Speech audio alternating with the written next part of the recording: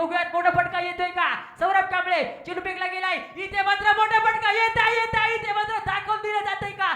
इथे मात्र पाहिला गेलं तर पंचांचा इशारा येतोय 6 धावांचा. टायमिंग प्रॉपर नव्हतं परंतु इथे मात्र झेल ड्रॉप झाला. त्यानंतर काय तर इथे मात्र चेंडूला फेकून दिला 6 धावांसाठी. रोहन चाळके थांबणार नाही मित्रांनो, ऐकणार नाही फलंदाज.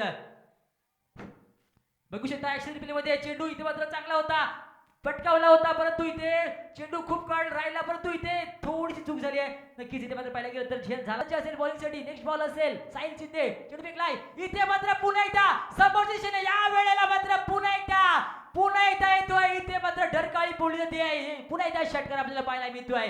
6 धावांनी संघाची धाव संख्या पुन्हा एकदा सरसावली आहे. जाऊन पद्धती म्हणजे तब्बल 60 या धावसंख्येवरती 60 धावसंख्या आपल्याला फलंदाज आपल्याला पाहायला मिळते. आता मात्र मला वाटतं अंतिम जे चेंडू बाकी असतील ते म्हणजेच मिळतोय.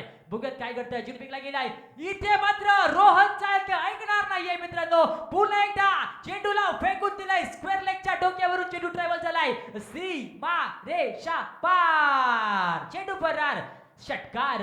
वारे माझ्या भावा लगावलाय 6 धावा आणि या 6 धावांच्या माध्यमातून जर का विचार केला तर धावसंख्या झाली आतापर्यंत 54 धावा, 54, लॉस ऑफ 1 विकेट. एक मोठी धावसंख्या आपल्याला पाहायला मिळते या स्पर्धेच्या या सामन्याच्या माध्यमातून. पुन्हा एकदा रोहन चाळके ऑन स्ट्राईक वरती असेल, त्याच्याकडे 4 चेंडू देखील शिल्लक आहेत. दरम्यान हा चेंडू पंचांना पार केलाय. हा चेंडू यावेळी देखील ठोकलाय.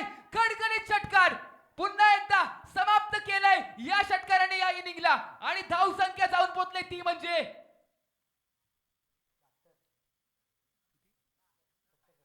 70 धावा आणि आव्हान ठेवलंय 71 धावांचं. म्हणजे जवळपास जबरदस्त फलंदाजी रोहन दादाची. मी विनंती करेन प्रेक्षकांना टाळ्या वाजवायच्या त्या खेळाडूसाठी. आयकॉनिक प्लेअर, आपल्या गावाचा लेजंड, त्याने या क्वालिफायर मध्ये